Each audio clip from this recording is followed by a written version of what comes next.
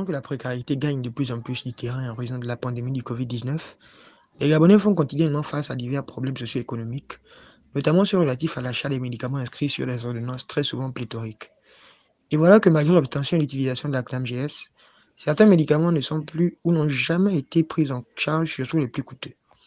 Que pensez-vous de cette situation? Comprenez-vous la position de l'État suite au choix de la non prise en charge de certains médicaments?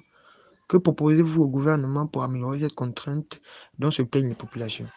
Ce sont là les questions qui ont été posées par les correspondants d'Info 241 aux populations vivant dans les villes de Port-Gentil et de Libreville. Et voici ce qu'il en ressort. C'est une question ironique.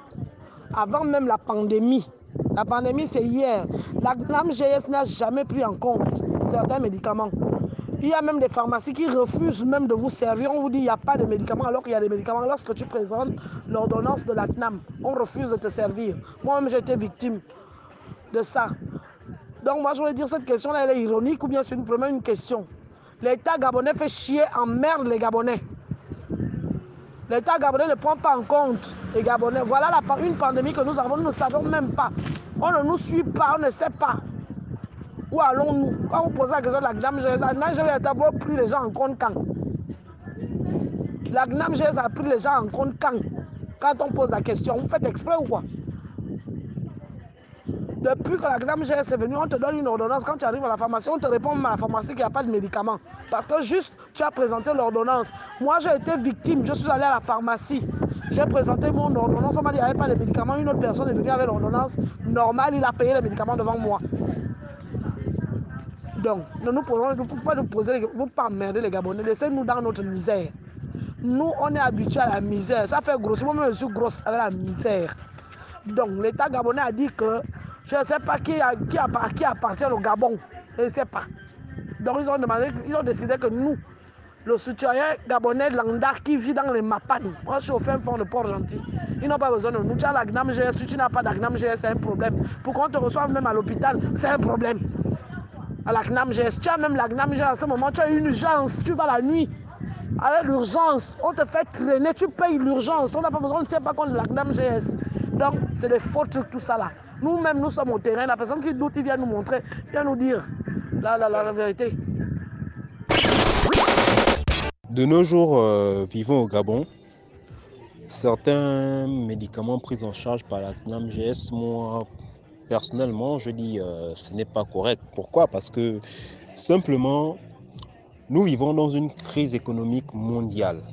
Généralement, dans le monde entier, aux côtés de la santé, du cas sanitaire, puisque nous vivons un problème de crise sanitaire,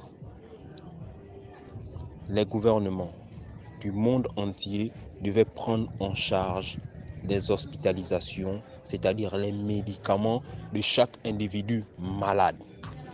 Parlons du Gabon. Au niveau de la CNAMGS, tous les médicaments devaient être pris en charge. Pourquoi? Tout simplement parce qu'au jour d'aujourd'hui, nous nous retrouvons à 70% de la population gabonaise au chômage. 70%, je dis bien. 30% des Gabonais travaillent. Comment vivra la population? Comment? Si la population n'est pas en activité, si la population ne peut se procurer des salaires, que la CNAMGS prenne tous les médicaments en charge, pour moi, ce n'est pas normal. Le gouvernement devait revoir ça. Il devait prendre tous les médicaments en charge, et non pas certains. Et surtout les plus coûteux. Surtout les plus coûteux. Le gouvernement, la CNAMGS, devait le prendre en charge. Pour moi, ce n'est pas normal que le gouvernement revoie cette situation. C'est ce que moi je propose. Le gouvernement doit revoir cette situation pour reprendre les médicaments en charge. Surtout les plus coûteux. Et la CNAMGS, et surtout même tous les médicaments. Pas juste un seul. Pas les moins coûteux, mais les plus coûteux. Pourquoi pas tous les médicaments même?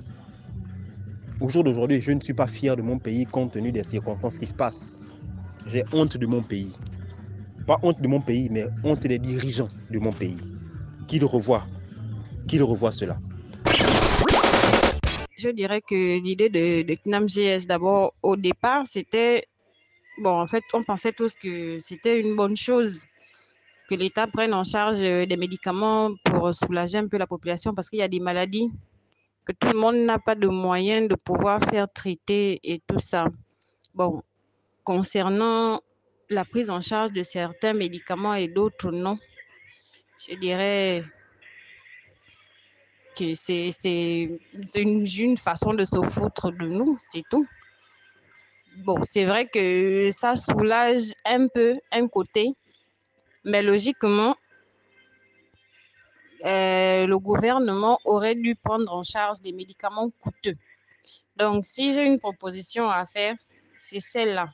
Le gouvernement prenne en charge des médicaments coûteux et laisse la population payer les médicaments moins coûteux, les paracétamol, les Feralgan et tout ça. Ça, c'est ce que nous-mêmes, la population, on peut acheter quand on nous prescrit des ordonnances. Mais maintenant, les médicaments vraiment, vraiment coûteux, je pense que c'est ce que l'État ou le gouvernement devrait prendre en compte. Et ça, je pense que ça soulagerait beaucoup de personnes.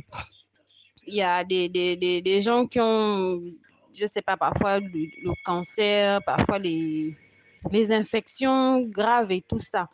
Donc, si l'État prend en charge les médicaments les plus coûteux et laisse le reste à la population, je pense qu'on s'en sortirait mieux.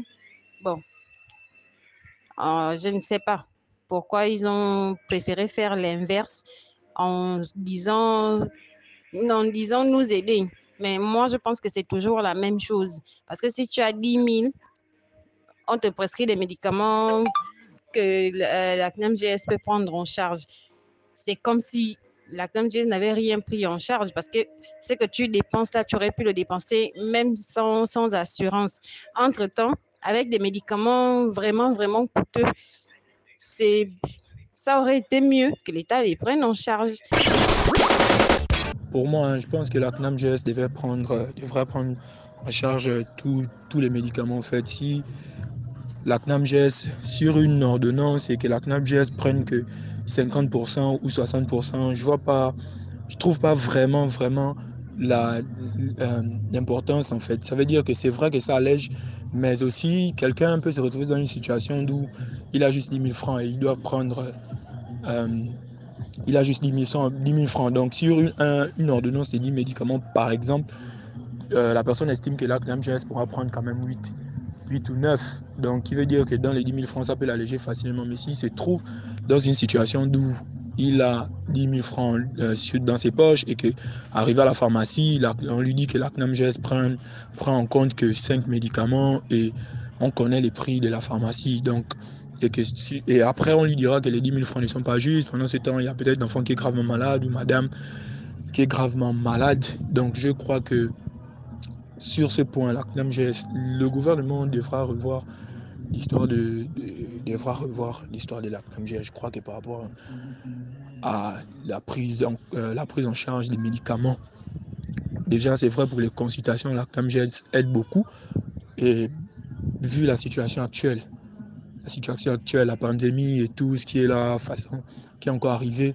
Et il y a des gens qui s'en sortent pas en fait. Il y a des gens qui n'arrivent pas à s'en sortir. Donc si quelqu'un a la CNAMGS et que cette personne arrive déjà à faire une consultation et que la CNAMGS prenne en charge ça, c'est déjà bon. Et ensuite, la CNAMGS aussi devra prendre peut-être pas à 100%, la charge des médicaments, mais quand même à 98%. Et là, à partir de ce moment, ça pourra alléger la personne. Ça pourra alléger beaucoup de personnes qui ont, par exemple, des enfants gravement malades actuellement, qui ont des femmes gravement malades, qui ont des maris gravement malades. Donc ça devra alléger facilement les personnes à s'en sortir au niveau des achats des médicaments et tout ce qui va avec. On est opprimé. On continue à être opprimé. On n'a pas les services de santé qu'il faut. On n'a pas les services d'éducation qu'il faut. On n'a même pas la sécurité qu'il faut. Parce que même c'est les gendarmes ou les policiers censés nous protéger, ce sont ces mêmes personnes qui nous tuent même encore. Ce sont ces mêmes personnes qui sont les plus grands voyous même. Les plus grands voyous. À un moment donné, disons que mettons-nous ensemble comme un seul homme et dire non. Si c'est par exemple les examens, on boycotte. J'ai mon enfant à la maison, il ne part pas à l'examen. Le but n'est pas d'avoir un diplôme, mais c'est de l'avoir dignement en fait. On peut te donner tous les diplômes du monde, tous les grades du monde, mais si tu ne fais pas valoir ces grades ou ces diplômes, tu n'es rien du tout. Tu n'es rien du tout.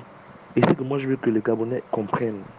Moi, si j'avais une opportunité de pouvoir m'exprimer, me justifier en face de ces personnes, je pense que je ne me gênerais pas.